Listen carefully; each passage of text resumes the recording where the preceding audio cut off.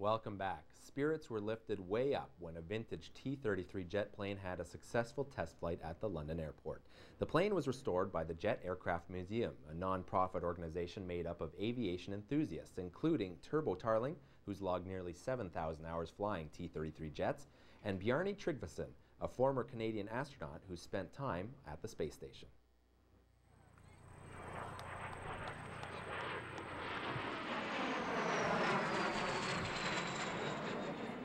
I'm just coming up to within a couple of hours of 7,700 in the T-33. It's just been a pleasure to fly this airplane, and to fly it at my age and still be able to get in the airplane and fly it around is just great. It's basic. It was the first generation jet that we had. We became quite good at what we did with what we had, and it's still a classic airplane today. Look at the lines on this airplane. It's just beautiful. And the fact that these dedicated people have brought these aircraft out of storage where they would have been scrapped eventually and have restored them into a flying condition. And that's the whole purpose of the Jet Aircraft Museum.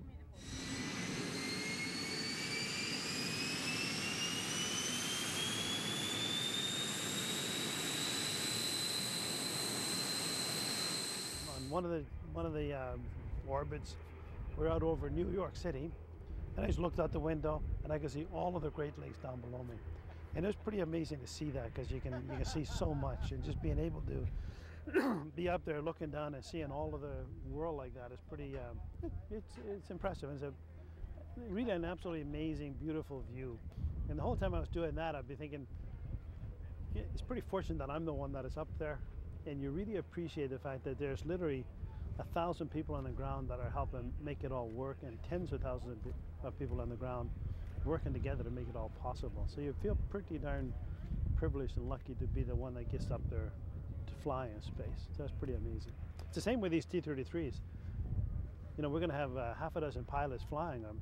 Well, it takes 100 people on the ground working on these airplanes to make it happen. So I feel pretty lucky to be able to fly them, but you're really dependent on that whole team of people that make this aviation museum work. And so it's very comparable to what makes something like the space program work.